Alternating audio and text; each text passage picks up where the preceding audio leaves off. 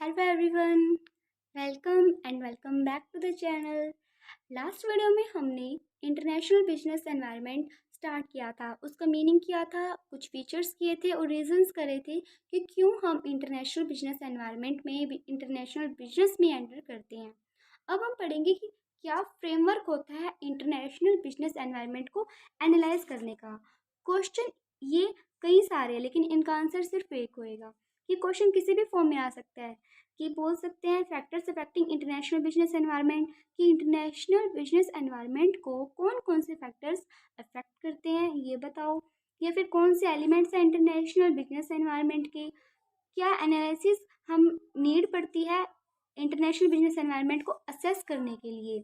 Tools for international business environment analysis, कि कौन से टूल्स होते हैं जिसके थ्रू हम इंटरनेशनल बिजनेस एनवायरनमेंट का एनालिसिस करते हैं। तो इसका आंसर, इन सभी क्वेश्चंस का आंसर एक ही है, फैक्टर्स। कि कुछ फैक्टर्स होते हैं जो कि इंटरनेशनल बिजनेस एनवायरनमेंट को अफेक्ट करते हैं। जो क्या क्या है? जियोग्राफिकल, इकोनॉमिक एनवायरनमेंट, या socio cultural environment, political environment and legal environment. इनको हम वन बाय वन एंड बिल्कुल ईजी वे में करेंगे। फर्स्ट क्या है? Geographical environment. जियोग्राफिकल एनवायरनमेंट यानी कि किसी भी कंट्री की जियोग्राफिकल कंडीशंस से, जो उसकी सिचुएशंस है, उसके रिगार्डिंग जो एनवायरनमेंट हम स्टडी करते हैं वो होता है जियोग्राफिकल एनवायरनमेंट। इसमें किसी भी कंट्री के क्लाइमेट की बात, टोपोग्राफी की, या फिर नेचुरल रिसोर्सेज, या उसके पीपल, यानी जो हम लेबर का यूज़ भी करते हैं ना इंटरनेशनल बिजनेस में, उसकी बात करते हैं। क्योंकि जियोग्राफिकल एनवायरनमेंट की नॉलेज होना बहुत ज़रूरी है, क्योंकि ये सोसाइटी की नेचर को अफेक्ट करता है। और सोसाइटी का नेचर डिमांड पैटर्न को अफेक्ट करता है कि किसी सोसाइटी का नेचर कैसा है, वहाँ का टेम्परेचर कैसा है, वहाँ के पीपल कैसे हैं, उनका बिहेवियर कैसा है, नेचुरल रिसोर्सेज कितनी क्वांटिटी में मिलेंगे, वो सब डिपेंड करेगा हमारी डिमांड पैटर्न पर। तो इसीलिए हमें जियोग्राफिकल एनवायरनमेंट की अच्छे से नॉलेज होनी चाहिए। Due to differences in climate and topographic conditions, the requirement of housing, clothing, food, medical, recreational, etc. also differs। क्योंकि क्लाइमेट डिफरेंस होता है, ठीक है। तो जितनी भी हमारी हाउसिंग की रिक्वायरमेंट होएगी, क्लोथिंग की रिक्वायरमेंट होएगी, फूड की रिक्वायरमेंट होएगी, वो अलग अलग होएगी। अब कोई ऐसी जगह है जिसका टेम्परेचर बहुत ज़्यादा लो है, तो वहाँ पर जो फूड की रिक्वायरमेंट है, ये जो हाउसिंग की रिक्वायरमेंट है, घर भी अलग तरीके से बनाते जाते हैं, वहाँ पे जो फूड की रिक्वायरमेंट है वो भी अलग होएगी। तो इन सब बातों को हमें देखना पड़ता है अगर हम इंटरनेशनल बिजनेस में एंटर कर रहे हैं। The selling firm has to make changes in products to suit the local conditions. कि कोई फर्म है जिससे अपना प्रोडक्ट सेल करना है, तो उसे अपने प्रोडक्ट में चेंजेस लाने पड़ेंगे उस अकॉर्डिंग, जिस अकॉर्डिंग वहाँ की लोकल कंडीशंस होंगी। इसीलिए हमें जियोग्राफिकल एनवायरनमेंट को अच्छे से स्टडी करना पड़ता है, क्योंकि किसी भी कंट्री की लोकेशंस अफेक्ट करेगी किसी भी कंट्री के ट्रेड प्रोस्पेक्ट्स को। क्योंकि फॉर एग्जांपल अगर हम दें कि इंडिया है, इंडिया एक ऐसा कंट्री है जिसके चारों तरफ सेवरल कंट्रीज होती हैं। तो अगर कोई कंपनी यहाँ पर आकर अपना प्रोडक्शन करना चाहती है तो उसके लिए फ़ायदा रहेगा। एक तो वो इंडिया में भी अपने गुड्स को सेल कर पाएंगी, प्लस इसके आसपास की जो कंट्रीज़ हैं उसमें भी वो एक्सपोर्ट कर पाएंगी। So the companies can establish their production facilities here and can export to surrounding countries easily। तो ये हमारी इंडिया की जो लोकेशन है वो भी अफेक्ट करती है किसी भी कंट्रीज़ है उनकी कंपनीज के ट्रेड प्रोस्पेक्ट्स को, कि किस तरीके से वो सोच रही हैं ट्रेड करने के बारे में। वो भी अफेक्ट करता है कि किसी कंट्री की लोकल कंडीशंस कैसी हैं।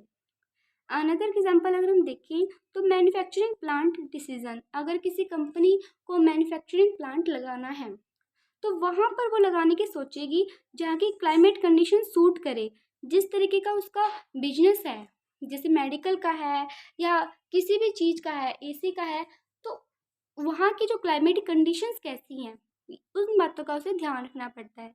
मटेरियल इजी से अवेलेबल हो जाए, एनर्जी यानी जैसे फ्यूल, इलेक्ट्रिसिटी, इंफ्रास्ट्रक्चर अच्छा हो, लेबर उन्हें अच्छे से प्रोवाइड हो जाए और चीप रेट पर मिले। तो इन सब बातों का ध्यान रखना पड़ता है इंटरनेशनल बिजनेस एनवायरनमेंट में। ये सब थे हमारी जियोग्राफिकल एनवायरनमेंट के फैक्टर्स।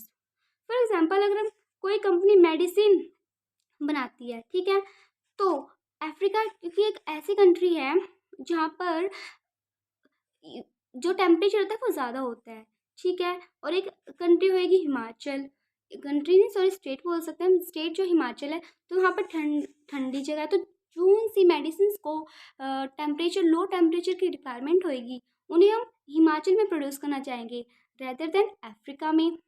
फॉर एग्जांपल अगर हम रिसेंट का एग्जांपल देखें तो जो कोविड की वैक्सीन आई थी, उसका जो एक्सपेरिमेंट हुआ था वो अफ्रीका पर हुआ था।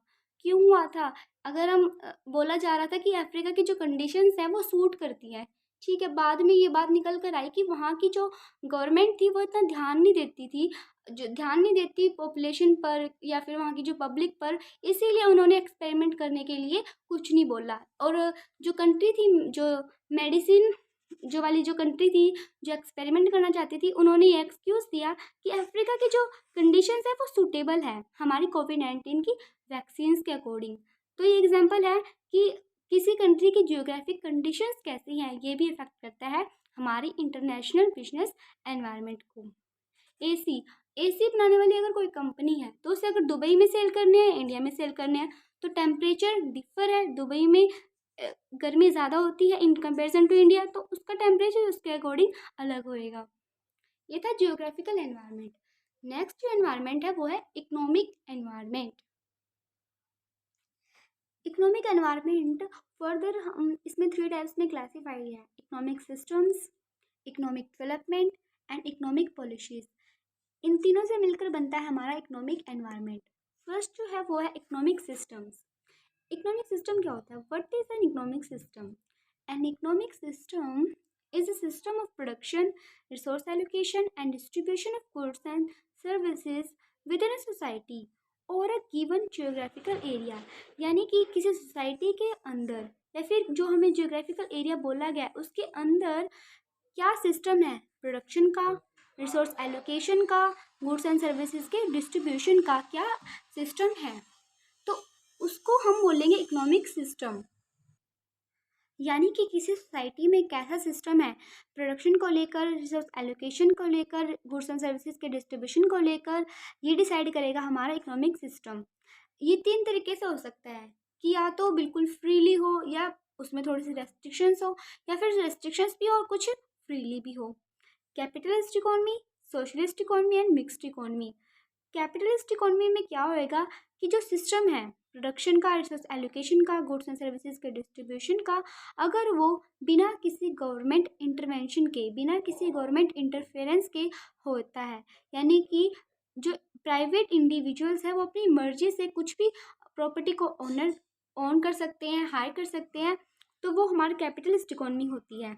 लेकिन जहाँ पर गवर्नमेंट पूरा कंट्रोल रखती है वो होएगी सोशलिस्ट इकोनॉमी। प्रोडक्शन पर गवर्नमेंट का कंट्रोल है, रिसोर्स एलोकेशन पर गवर्नमेंट का कंट्रोल है, गुड्स एंड सर्विसेज के डिस्ट्रीब्यूशन पर गवर्नमेंट का कंट्रोल है। तो ये क्या है? सोशलिस्ट इकोनॉमी, जहाँ पर गवर्नमेंट का कंट्रोल भी है प्लस लोगों के पास कुछ फ्रीडम भी है, वो हमारी मिक्स्ड इकोनॉमी के अंदर आता है। इनको हम स्टेप बाय स्टेप करते हैं कि कैपिटलिस्ट इकोनॉमी में क्या होता है। प्राइवेट ओनरशिप होती है, प्राइवेट इंडिविजुअल्स या फिर कुछ जो स्मॉल ग्रुप्स होता है प्राइवेट इंडिविजुअल का, वो प्रॉपर्टी को ले सकते हैं। प्राइवेट ओनरशिप होती है, इनका जो मेन मोटिव होता है वो होता है प्रॉफिट अर्न करना। गवर्नमेंट का इंटरवेंशन बिल्कुल ही कम होता है, ना के बराबर होता है।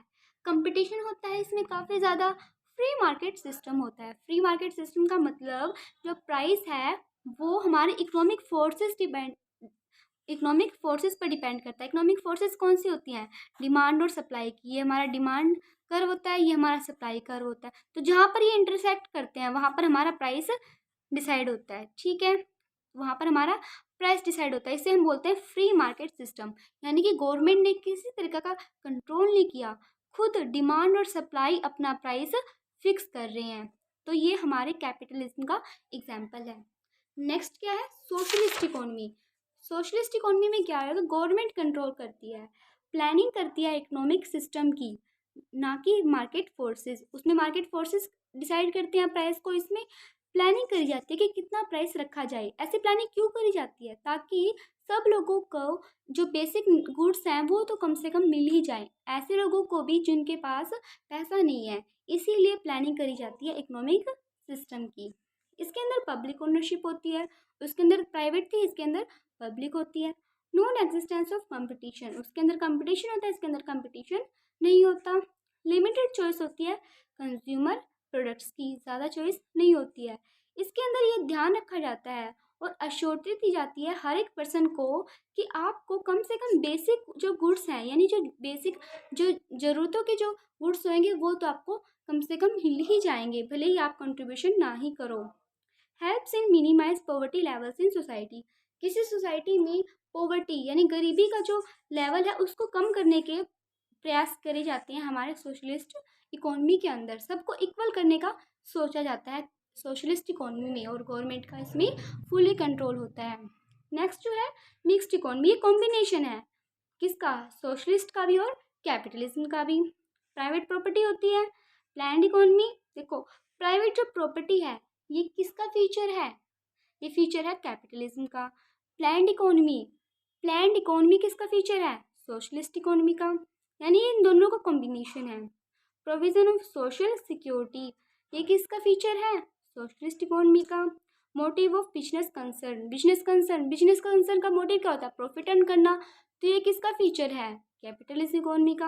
यानी कि दोनों के कॉम्बिनेशन से मिलकर हमारी मिक्स्ड इकोनॉमी बनती है।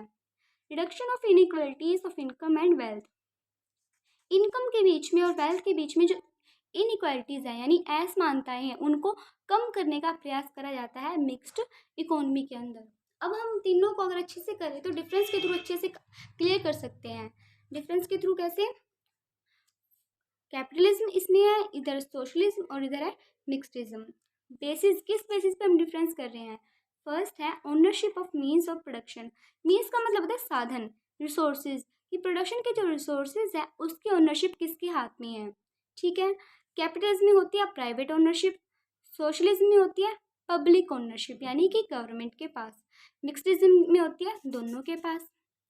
नेक्स्ट है हमारा इकोनॉमिक मोटिव, कैपिटलिज्म का मेन मोटिव होता है प्रॉफिट अर्न करना, सोशलिज्म का मेन मोटिव होता है सोशल वेलफेयर करना। अभी हमने पढ़ा कि बेसिक नीड्स सबको मिल जाएं, तो ये किसके अंदर होता है, सोशलिज्म के अंदर। मिक्सडिज्म के अंदर होता है सोशल वेलफेयर भी हो प्लस प्रॉफिट मोटिव भी देखा जाए। नेक्स्ट है सॉल्यूशन ऑफ सेंट्रल प्रॉब्लम्स, इसके अंदर फ्री मार्केट सिस्टम होता है यानी कि जो डिमांड और सप्लाई है वो डिसाइड करते हैं प्राइस को। इसके अंदर प्लानिंग के थ्रू गवर्नमेंट प्लानिंग करती है तब हमारा प्राइस डिसाइड होता है। इसके अंदर प्लानिंग भी होती है और फ्री मार्केट सिस्टम भी होता है।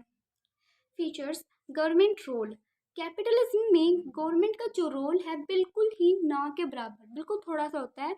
इंटरनल रेगुलेशन ओनली, जब बहुत ही ज़्यादा ज़रूरत हो यानी कि बहुत ज़्यादा ज़रूरी है तभी गवर्नमेंट इंटरफेयर करती है। फॉर एग्जांपल 1928 में जब ओवर प्रोडक्शन हो गया था अमेरिका में, सप्लाई ज़्यादा हो गई थी, डिमांड कम हो रही थी, जिसकी वजह से 1928-29 में डिग्रेडेशन हुआ था, महामंदी आ गई थी अमेरिका में, जिसका पूरे वर्ल्ड पर इफेक्ट आया था, ठीक है। तो वहाँ पर गवर्नमेंट ने लॉ एंड ऑर्डर को मेंटेन करने के लिए सिर्फ इंटरफेयर किया था, वैसे इंटरफेयर नहीं करती है, लेकिन क्योंकि वहाँ पर महामंदी ज़्यादा आ गई थी इसीलिए गवर्नमेंट को इंटरफेयर करना पड़ा था। तो इसमें इंटरनल रेगुलेशन के लिए गवर्नमेंट इंटरफेयर करती है सिर्फ। लेकिन सोशलिज्म में कंप्लीट इन्वॉल्वमेंट होती है गवर्नमेंट की। मिक्सडिज्म में क्या होता है, थोड़ा सा रोल होता है, ना ज़्यादा होता है ना कम होता है, लिमिटेड रोल होता है गवर्नमेंट का। नेक्स्ट पॉइंट है इनकम डिस्ट्रीब्यूशन, जो कैपिटलिज्म में है अनइक्वल होता है यानी कि सबके पास इक्वल नहीं होता, लेकिन सोशलिज्म में इक्वल होता है।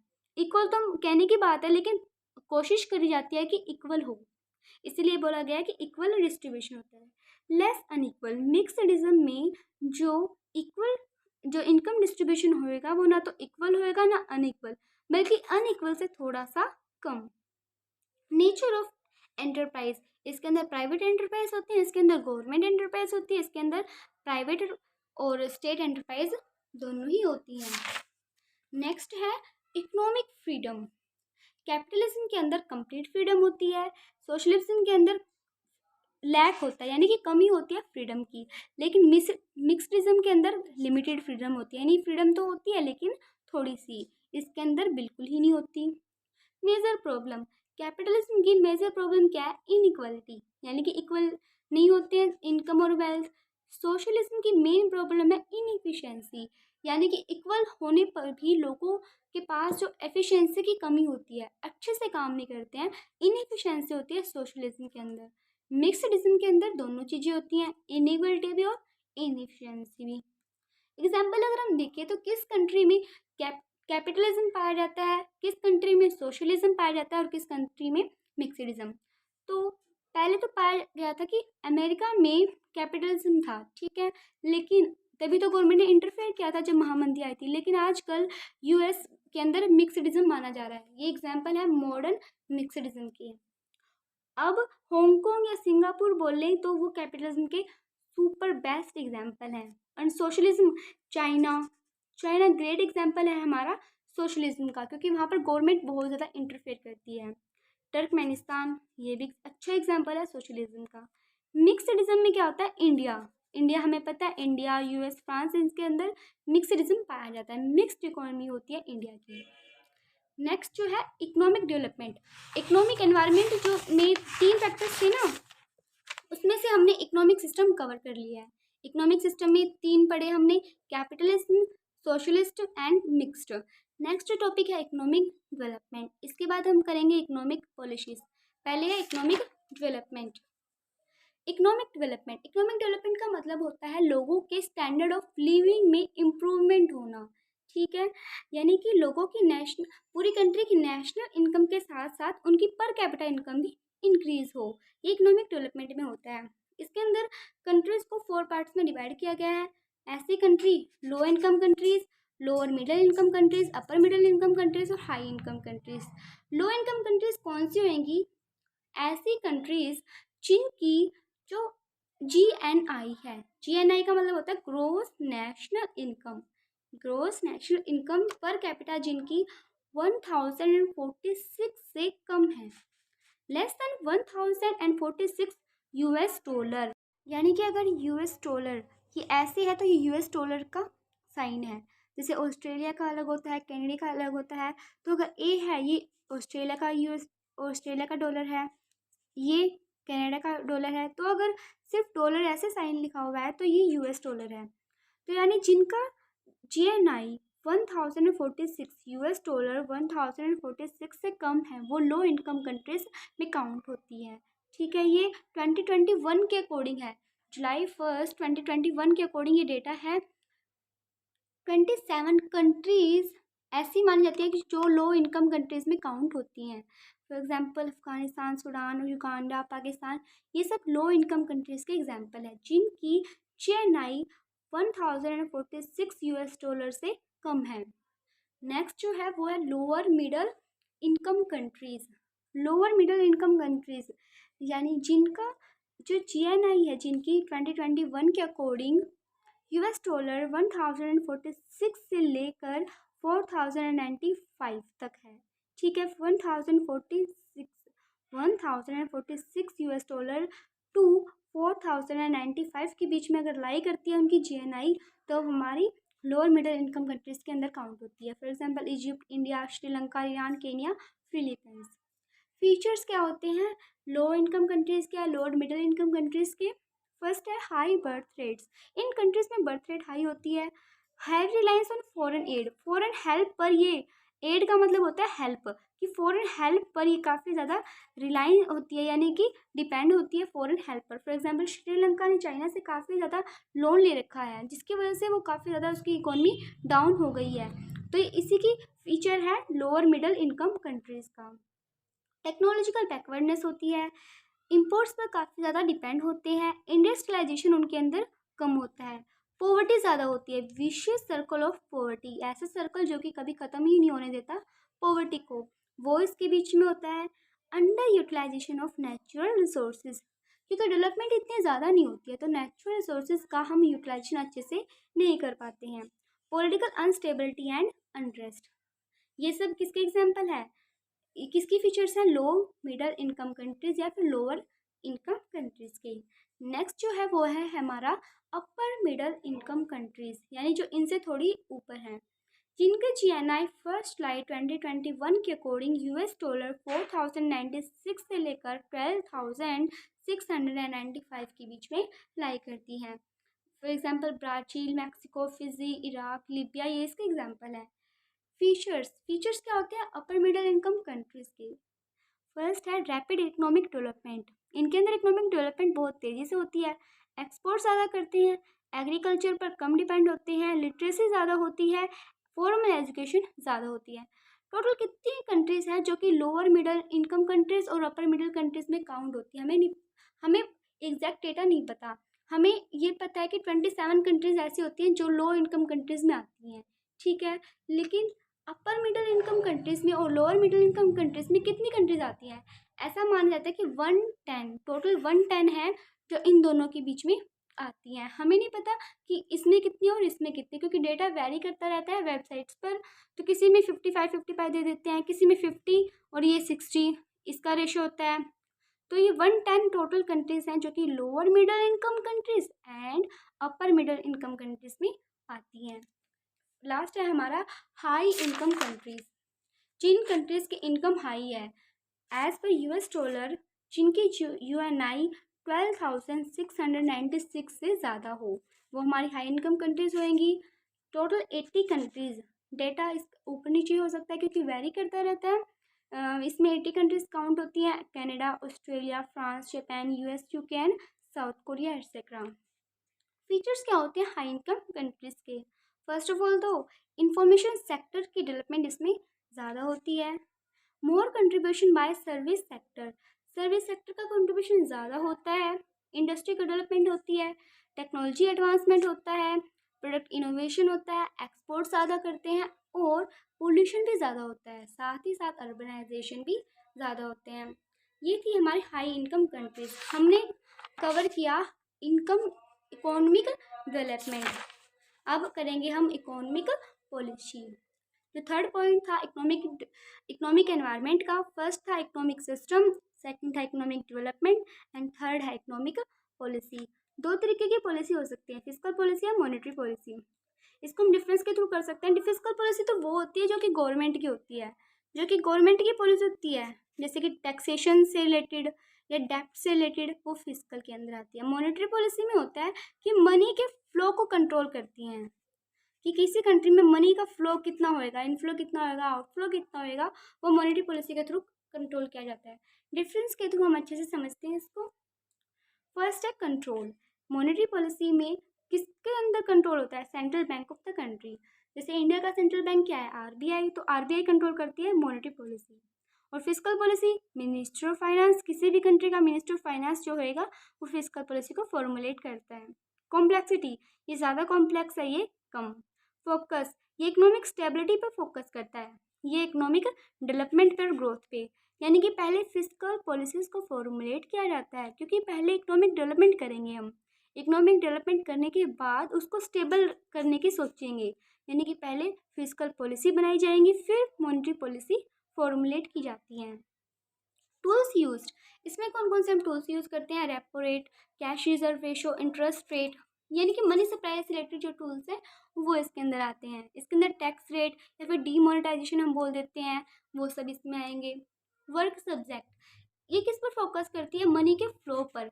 इकोनॉमी में मनी का फ्लो कितना हो रहा है, क्रेडिट कंट्रोल कितना है, तभी तो cash reserve ratio, repo rate, इन सबको देखा जाता है। इसका फोकस होता है गवर्नमेंट की स्पेंडिंग पर और कलेक्शन पर, यानी कितना तो टैक्सेशन ले रही है गवर्नमेंट, टैक्सेशन पॉलिसी क्या है, डेप्ट पॉलिसी क्या है गवर्नमेंट की, ये आता है फिस्कल पॉलिसी के अंदर। नेक्स्ट है नेचर। इसका जो नेचर है वो चेंजिंग है, जैसे जैसे इकोनॉमिक चेंज होती रहती है वैसे वैसे मॉनेटरी पॉलिसी को भी हम चेंज कर सकते हैं, लेकिन फिस्कल पॉलिसी साल में एक बार होती है, एनुअल रिव्यू करने के बाद। लास्ट पॉइंट है पॉलिटिकल इंटरफेरेंस। मॉनेटरी पॉलिसी के अंदर कोई भी पॉलिटिकल इन्फ्लुएंस नहीं होता है, लेकिन इसके अंदर पॉलिटिकल इन्फ्लुएंस होता है फिस्कल पॉलिसी के अंदर। हमने इकोनॉमिक एनवायरनमेंट कंप्लीट कर लिया, जिसके अंदर इकोनॉमिक सिस्टम था, इकोनॉमिक डेवलपमेंट था और इकोनॉमिक पॉलिसीज था। थर्ड जो एनवायरनमेंट है वो है सोशल कल्चर एनवायरनमेंट। ये दो एनवायरनमेंट का कॉम्बिनेशन है, सोशल एनवायरनमेंट का भी और कल्चरल एनवायरनमेंट का भी। सोशल एनवायरनमेंट ऐसा एनवायरनमेंट जो सोसाइटी से रिलेटेड है। अब कोई भी कंपनी सोसाइटी में काम करती है, सर्वाइव करती है, तो उसे अगर सर्वाइव करना है तो सोसाइटी को भी देख के चलना पड़ता है। सिर्फ प्रॉफिट से भी काम नहीं चल सकता, क्योंकि सोसाइटी से वो रिसोर्सेज ले रही है, लेबर ले रही है, तो सोसाइटी को कुछ देना भी उसकी रिस्पॉन्सिबिलिटी बनती है, यानी कि सोशल रिस्पॉन्सिबिलिटी बनती है। तो इसीलिए सोशल एनवायरनमेंट को स्टडी करना इम्पोर्टेंट है। सोशल एनवायरनमेंट में काफ़ी ज़्यादा फैक्टर्स आते हैं, जैसे कि religion, language, family system etcetera. हम पढ़ेंगे और भी ज़्यादा पढ़ेंगे इसमें। फर्स्ट है रिलीजन। अब किसी भी कंट्री का जो रिलीजन है वो काफ़ी ज़्यादा इम्पोर्टेंट है, उनकी मॉरल वैल्यूज़ को डिफाइन करने में, उनके एट्रीब्यूट्स को, हैबिट्स को, किस तरह से वो लाइफ को देखते हैं, इन सब में। फॉर एग्जाम्पल कोई कंपनी है, अमेरिकन कंपनी, जो कि मीट सेल करती है, तो अगर वो मुस्लिम कंट्री में मीट सेल करने की सोच रही है, तो उसे इस बात को ध्यान रखना पड़ेगा कि मुस्लिम सिर्फ हलाल मीट को कंज्यूम करते हैं, तो इसीलिए वो भी सिर्फ हलाल मीट ही वहाँ पर सेल करे जहाँ पे मुस्लिम्स रहते हैं। तो ये रिलीजन से रिलेटेड है कि मुस्लिम्स हैं, हिंदूज़ हैं, कैसे हैं, हमें अपने इंटरनेशनल बिजनेस एनवायरनमेंट में इस बात का ध्यान रखना पड़ता है। नेक्स्ट है सुपरस्टिशन। लोग मानते हैं कुछ कुछ बातें, एस्ट्रोलॉजी को मानते हैं, हैंड रीडिंग को, घोस्ट को, लकी डेज को, प्लेसेस को, कि इस दिन वहाँ पर जाना या फिर ये जगह लकी है, ये सब, इन सब बातों का भी हमें ध्यान रखना पड़ता है इंटरनेशनल बिजनेस एनवायरनमेंट के अंदर। फॉर एग्जाम्पल ईस्ट कंट्रीज़ के अंदर वास्तुशास्त्र को ज़्यादा माना जाता है कि ऑफिस बनाते टाइम या घर बनाते टाइम वो देखते हैं कि किस डायरेक्शन में हम कौन सी चीज़ कहाँ पर सेटल करें। तो ये भी हमें इंटरनेशनल बिजनेस एनवायरनमेंट में स्टडी करना पड़ता है। नेक्स्ट है लैंग्वेज। लैंग्वेज इंपॉर्टेंट एलिमेंट है मैंस के कल्चर का, क्योंकि लैंग्वेज ही एक ऐसा मीडियम है जिसके थ्रू हम कम्युनिकेट करते हैं लैंग्वेज के थ्रू ही। फॉर एग्जांपल एक इंटरनेशनल कंपनी थी वॉशिंग पाउडर सेल करने की, उसने क्या शो किया कि एक तरफ लेफ्ट हैंड साइड तो उसने जो विदाउट वॉश किए क्लोथ से वो दिखाए, राइट हैंड साइड पे जो वॉश करने के बाद उनके वॉशिंग पाउडर से वॉश करने के बाद क्लोथ्स शाइन करते हैं, ऐसा उन्होंने दिखाया कि लेफ्ट हैंड साइड में तो बिना वॉश किए हुए और राइट हैंड साइड में वॉश करने के बाद शाइन करते हुए क्लोथ्स। तो ये ट्रांसफॉर्मेशन उन्होंने दिखाया था। तो हम तो जैसे कि ये राइट जो लेफ्ट टू राइट है ऐसे रीडिंग करते हैं, लैंग्वेज इज द मोस्ट ऐसे करते हैं रीडिंग, लेकिन अरेबिक कंट्रीज में राइट टू लेफ्ट पढ़ा जाता है, ऐसे ऐसे करके पढ़ा जाता है। तो उन्होंने इसको गलत तरीके से लिया कि शाइनिंग क्लोथ्स कैसे हो जाएंगे बिना धुले हुए, जैसे अगर हम इनके वॉशिंग पाउडर का यूज़ करेंगे। तो वहाँ पर ये जो एमएनसीज की ट्रिक थी काम नहीं करी, क्योंकि उन्होंने इस बात का ध्यान नहीं रखा कि हम कौन सी कंट्री में सेल कर रहे हैं। अगर हम अरेबिक कंट्री में जाते हैं तो हमें इस बात का ध्यान रखना पड़ेगा कि वो राइट टू लेफ्ट रीडिंग करते हैं। तो वहाँ ये लैंग्वेज इंपॉर्टेंट फैक्टर है इंटरनेशनल बिजनेस एनवायरनमेंट के अंदर। नेक्स्ट है customs. A business firm should also take into account the social customs of customers. The foreign firm should collect first-hand knowledge about the customs of a particular market. For example अगर हम India की बात करें तो ऐसा माना जाता है कि लोग दिवाली के टाइम शॉपिंग करना ज़्यादा पसंद करते हैं। तो किसी भी बिजनेस फर्म को अगर वो फ़ॉरेन की कोई बिजनेस फर्म है, वो यहाँ पर इंडिया में सेटल करना चाहती है, मतलब सेल करना चाहती है कुछ भी, तो इस बात का उसे ध्यान रखना पड़ेगा। Attitudes and values about time, work, achievements, material gains are of particular concern. For example, Japan में जो लोग होते हैं ऐसा माना जाता है कि वो काफ़ी ज़्यादा टाइम के पंक्चुअल हैं, एम्बिशियस होते हैं, वो लोग टाइम की काफ़ी ज़्यादा वैल्यू करते हैं। रेदर दैन इंडिया में क्या होता है कि इग्नोर कर देते हैं हम टाइम को, और हम सोचते हैं कि जो टाइम बोला गया है उससे 10-15 मिनट तो लेट ही जाएंगे। तो यहाँ पे ये बात भी कि लोगों का एटीट्यूड कैसा है, वैल्यूज़ कैसी है, इस बात का भी ध्यान रखना जाता है इंटरनेशनल बिजनेस एनवायरनमेंट के अंदर। नेक्स्ट टॉपिक है फैमिली सिस्टम, कि फैमिली सिस्टम कैसा है, जॉइंट है, न्यूक्लियर है, कैसा है। ऐसा माना जाता है कि जो इस्लामिक है या जो हिंदू कंट्रीज़ है उसके अंदर होती है जॉइंट फैमिलीज, सारी नहीं लेकिन मोस्टली इंडिया में या फिर जो हिंदूज कंट्रीज़ हैं, इस्लामिक कंट्रीज़ हैं, उसके अंदर जॉइंट फैमिलीज होती हैं, और जॉइंट फैमिली में वुमेन को कम इम्पोर्टेंस दी जाती है, ऐसा माना जाता है। और न्यूक्लियर फैमिलीज़ जैसे यूरोपियन कंट्रीज़ है, जो नॉर्थ अमेरिकन कंट्रीज़ होंगी, उसमें मोस्टली न्यूक्लियर ही फैमिली होती है, जॉइंट फैमिली तो वहाँ पर कम ही देखी जाती है। वहाँ पर वुमेन को या तो इक्वल दी जाएगी या फिर मोर, ज़्यादा इंपॉर्टेंस किसको दी जाएगी, वुमेन को। तो फैमिली सिस्टम कैसा है किसी कंट्री का, ये भी देखना पड़ता है इंटरनेशनल बिजनेस एनवायरनमेंट की स्टडी करते टाइम। नेक्स्ट है कल्चरल एनवायरनमेंट। हमने इसका एक पार्ट कर लिया सोशल एनवायरनमेंट, नेक्स्ट पार्ट है कल्चरल एनवायरनमेंट। तो वो देखते हैं cultural environment. Different countries have different cultures, hence consumer behaviour also differs in different countries. हर कंट्री के लोगों हर कंट्रीज में कल्चर अलग होते हैं, तो लोगों का जो बिहेवियर है वो भी डिफर करता है उनके कल्चर के according. For example values and belief. अगर हम कलर को लेके देखें तो किसी किसी कंट्री में, जैसे हॉलैंड में, ब्लू कलर को फेमिनाइन की रिप्रेजेंटेटिव माना जाता है और वार्म माना जाता है, लेकिन स्वीडन में मैस्कुलाइन रिप्रेजेंट करता है ब्लू कलर और कोल्ड। इंडिया में भी ऐसा माना जाता है कि ब्लू कलर मैस्कुलाइन को या कोल्ड को, कि जो हम वाटर का, अगर हम वाटर की ऐड कर रहे हैं, किसी भी चीज़ की ऐड कर रहे हैं, ठंडी चीज़ की, तो हम ब्लू कलर को प्रेफरेंस देंगे। वैसे स्वीडन में, लेकिन हॉलैंड में इसका अपोजिट है, वो फेमिनाइन की तरह इसको लेते हैं और वार्म की तरह लेते हैं ब्लू कलर को। तो कलर की पर्सपेक्टिव सबके अलग अलग होते हैं, हर एक कंट्री में अलग अलग हैं।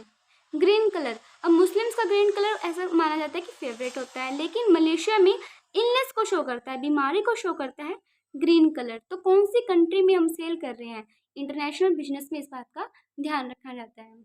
नेक्स्ट है प्रेफरेंस, कि लोग किस तरह से प्रेफर करते हैं। 1990 के बाद लोगों के प्रेफरेंस में काफ़ी ज़्यादा चेंज आए हैं। लग्जरीज को खरीदते हैं, वो एसी, कार, रेफ्रिजरेटर खरीदने लगे हैं 1990 के बाद। अगर हम विद इन द कंट्री को एग्जाम्पल देखें तो एग्जाम्पल लेते हैं टिक्की का, कि नॉर्थ साइड के जो लोग हैं वो आलू वाली टिक्की या पोटैटो वाली जो टिक्की है वो पसंद करते हैं, लेकिन साउथ साइड में राइस यानी जो चावल की जो टिक्की है वो लेना पसंद करते हैं। तो विद इन द कंट्री लोगों की प्रेफरेंस चेंज होती है। वैसे ही महाराष्ट्र में नेस्कैफे ज़्यादा फेमस है, साउथ में ब्रू।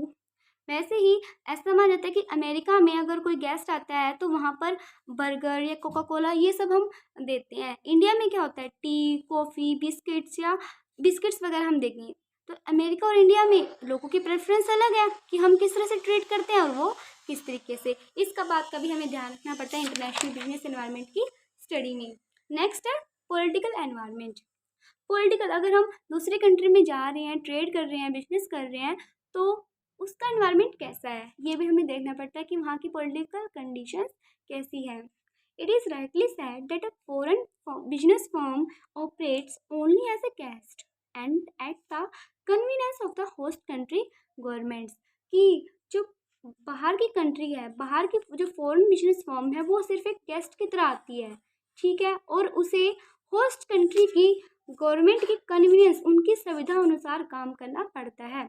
जैसे इंडिया की कोई कंपनी है, ठीक है, वो उसकी होम कंट्री हुई, अगर वो अमेरिका में जा रही है यानी वो उसकी होस्ट कंट्री हुई, तो उसको उसके कन्वीनियंस के अकॉर्डिंग, उसकी सुविधा अनुसार काम करना पड़ता है। पॉलिटिकल एनवायरनमेंट कैसा है ये देखना पड़ता है।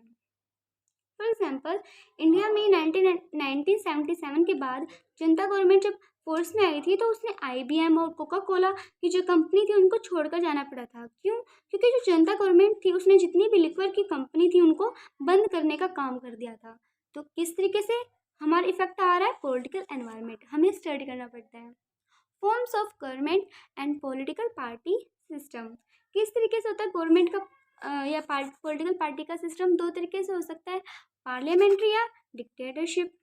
पार्लियामेंट्री में क्या होता है कि जो पब्लिक है वो अपना एक रिप्रेजेंटेटिव बना देती हैं जिसके थ्रू वो पूरी गवर्नमेंट को ऑपरेट करती हैं, यानी कि लोगों की मर्जी से एक रिप्रेजेंटेटिव बनाया जाता है। लेकिन डिक्टेटरशिप में सिर्फ एक पर्सन अपनी मर्जी से करता है, या फिर कोई छोटा सा स्मॉल ग्रुप, यानी सब लोगों से नहीं पूछा गया है, ना ही उनका रिप्रेजेंटेटिव लिया गया है। ये डिक्टेटरशिप के अंदर होता है। फॉर एग्जाम्पल हिटलर, जो जर्मनी में हिटलर था, इसका बेस्ट एग्जाम्पल है डिक्टेटरशिप का। सद्दाम हुसैन इराक में जो थे, ये भी इसका बेस्ट एग्जाम्पल है डिक्टेटरशिप का। ये स्टेबल नहीं होती ज़्यादा, जो पॉलिटिकल एनवायरनमेंट में ये पॉलिटिकल रिस्क बन जाता है किसी भी फॉरेन बिजनेस फर्म के लिए। पॉलिटिकल स्टेबल है या नहीं है, फॉर एग्जांपल पाकिस्तान में कोई भी ऐसी गवर्नमेंट नहीं आई है जिन्होंने अपना टेन्योर पूरा किया हो।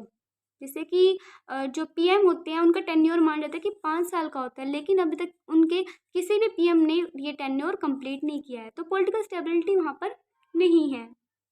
तो अगर कोई बिजनेस फर्म आ रही है उसको इस बात का भी ध्यान रखना पड़ता है, क्योंकि अभी कुछ लॉज किसी गवर्नमेंट से मैच करते हैं लेकिन आगे नहीं करेंगे।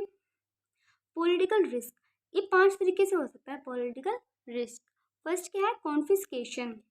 कि अगर होस्ट गवर्नमेंट बाहर की जो बिजनेस फर्म आई है उसको उसने सीज कर लिया है। सीज कर लिया का मतलब हड़प लिया है कि बाहर से कोई कंपनी आई थी और हमारी कंट्री की गवर्नमेंट ने उसको सीज कर लिया है, तो ये भी एक पॉलिटिकल रिस्क होता है कि कॉन्फिस्केशन ना कर ले गवर्नमेंट, यानी कि जो होस्ट गवर्नमेंट है वो हमारी कंपनी को सीज ना कर ले। ये भी एक रिस्क बना रहता है। एक्सप्रोप्रिएशन में क्या होता है कि होस्ट गवर्नमेंट है वो टेक ओवर तो कर लेती है फॉरेन इन्वेस्टमेंट को या फिर फॉरेन कंपनी को, लेकिन कुछ कंपनसेशन देती है। इसमें बिल्कुल भी कंपनसेशन नहीं होता है, लेकिन इसमें थोड़ा सा कंपनसेशन मिल जाता है। बाहर की जो बिजनेस फर्म है उसको कंपनसेशन दिया जाता है, लेकिन कॉन्फिस्केशन में कोई भी कंपनसेशन नहीं दिया जाता है। थर्ड है नेशनलाइजेशन, कि हमने बाहर वाली कंट्री का जो फॉरेन कंट्री की कंपनी का नेशनलाइजेशन कर दिया है, यानी कि अपने नेशन के अकॉर्डिंग उसे बना दिया गया है। अब इसमें हम कंपनसेशन दे भी सकते हैं और नहीं भी। ऐसा कोई फिक्स रूल नहीं है कि हम कंपनसेशन देते ही देते हैं या फिर नहीं देते हैं, तो दे भी सकते हैं और नहीं भी। लेकिन इसमें क्या होता है कि हम सिर्फ एक कंपनी को सीज नहीं करते, किसी एक कंपनी को नहीं हड़पते हैं, बल्कि पूरी इंडस्ट्री को ही। फॉर एग्जांपल अगर कोई लिक्वर कंपनी हमने सीज करनी है तो पूरी जो इंडस्ट्री होएगी उसको ही सीज कर लेंगे। ये नेशनलाइजेशन के अंदर होता है। फोर्थ क्या है, डोमेस्टिकेशन। डोमेस्टिकेशन में क्या होता है कि हम धीरे धीरे उनके डिसीजन लेने की पावर है अपने पास ले लेते हैं, यानी कि वो डिसीजन नहीं ले पाते इतने। हमारी कंट्री में अगर किसी ने कोई प्लांट लगाया है या अपनी कंपनी एस्टेब्लिश करी है तो हमारी गवर्नमेंट उसको धीरे धीरे उसके डिसीजन लेने की पावर छीन ली है उससे। तो ये डोमेस्टिकेशन के एग्जाम्पल है। क्यों? हम अपने नेशनल इंटरेस्ट के अकॉर्डिंग करते हैं ऐसा। एक होता है ब्लॉकिंग ऑफ फंड्स।